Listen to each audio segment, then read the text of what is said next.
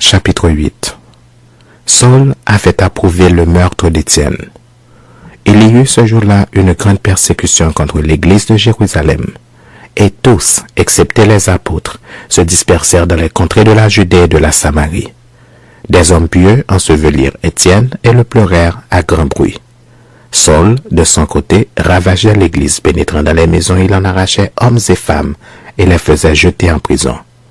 Ceux qui avaient été dispersés allaient de lieu en lieu annonçant la bonne nouvelle de la parole. Philippe étant descendu dans la ville de Samarie, y prêcha le Christ. Les foules tout entières étaient attentives à ce que disait Philippe lorsqu'elles apprirent et virent les miracles qu'il faisait. Car des esprits impurs sortirent de plusieurs démoniaques en poussant de grands cris, et beaucoup de paralytiques et de boiteux furent guéris. Il y eut une grande joie dans cette ville.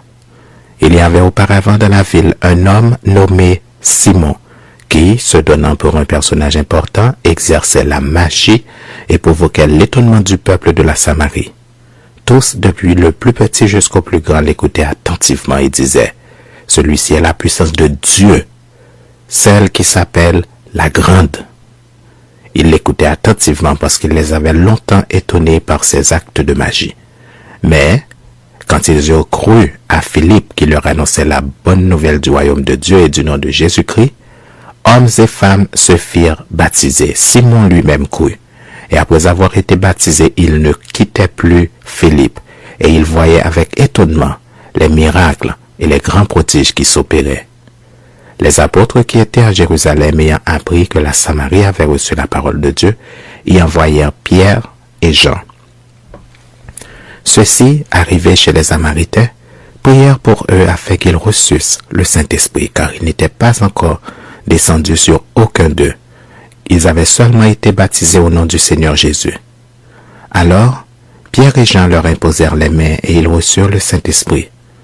Lorsque Simon vit que le Saint-Esprit était donné par l'imposition des mains des apôtres, il leur offrit de l'argent en disant « Accordez-moi aussi ce pouvoir, afin que celui à qui j'imposerai les mains reçoive le Saint-Esprit. » Mais Pierre lui dit « Que ton argent périsse avec toi, puisque tu as cru que le don de Dieu s'acquérait à prix d'argent.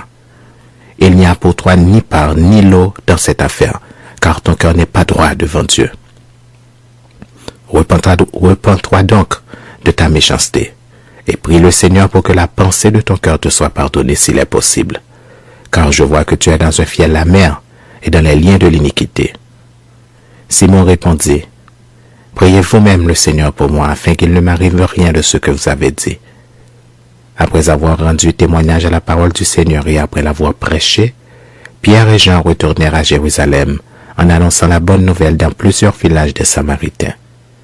Un ange du Seigneur s'adressant à Philippe lui dit, « Lève-toi et va du côté du midi sur le chemin qui descend de Jérusalem à Gaza, celui qui est désert. » Il se leva et partit, et voici un Éthiopien, un eunuque, ministre de Candace, reine d'Éthiopie et surintendant de tous ses trésors, venu à Jérusalem pour adorer, s'en retournait assis sur son char et lisait le prophète Ésaïe.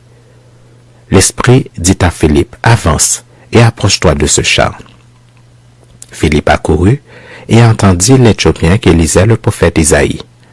Il lui dit, « Comprends-tu ce que tu lis ?» Il répondit, « Comment le pourrais-je si quelqu'un ne me guide ?» Et il invita Philippe à monter et à s'asseoir avec lui. Le passage de l'Écriture qu'il lisait était celui-ci.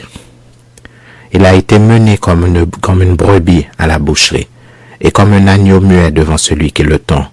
Il n'a point ouvert la bouche.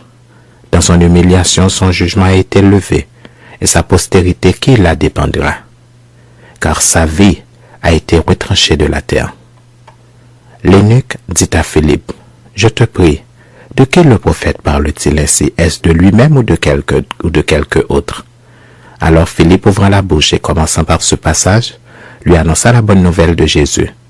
Comme ils continuaient leur chemin, ils rencontrèrent de l'eau. Et l'eunuque dit, « Voici de l'eau. Qu'est-ce qui empêche que je ne sois baptisé? » Philippe dit, « Si tu crois de tout ton cœur, cela est possible. » L'eunuque répondit, « Je crois que Jésus-Christ est le Fils de Dieu. » Il fit arrêter le char. Philippe et l'eunuque descendirent tous deux dans l'eau, et Philippe baptisa l'eunuque. Quand ils furent sortis de l'eau, l'Esprit du Seigneur enleva Philippe, et l'eunuque ne le vit plus, tandis que, joyeux, il poursuivait sa route. Philippe se trouva dans Azote, d'où il alla jusqu'à Césarée, en évangélisant toutes les villes par lesquelles il passait.